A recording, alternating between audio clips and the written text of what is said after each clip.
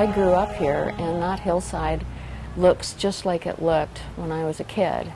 And I would like it to remain that way for my grandkids. A long, contentious development area along the Naramata bench has been once again called into the spotlight, with one local starting a petition against the zoning, concerned that the area was headed in the wrong direction. I mean, people privately own that land, and they have every right to build on it.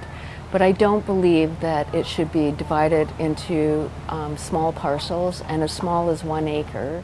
City Council approved to remove Spiller Road from a high-density growth area in the OCP at the start of June, and locals started to express concerns that changes meant the area would see higher density, which the city said isn't true. We're not rezoning any agricultural or forestry grazing areas. We're not rezoning any. That was not done at the last meeting. There was no OCP, official community plan designations change, except for the removal of urban residential from certain properties on the Spiller Road area. The city's Housing and Policy Initiatives manager said the changes better match the area. These changes reduce the density down to a rural density, which is more familiar with the area in that part of the city. I also want to highlight too that no rezoning occurred as part of the changes the council considered. The zoning on all the properties on the eastern hillside remained as is, aside from the mobile home park zoning coming off the Spiller Road property itself. The main thing locals wanted to get across was that they want to see homes that fit the character of the area and were supportive of the natural environment. Feels like it is really more, you get expensive houses. It doesn't really contribute to our community from a financial perspective.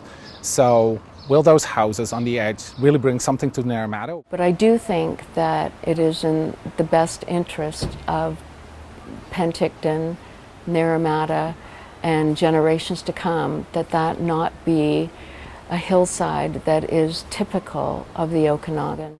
A guideline included for the area is that 30% of the land should be retained in its natural state. So that actually provides the city further ability than it being private land to ensure that those natural spaces, the most environmentally sensitive areas, are retained through any new development.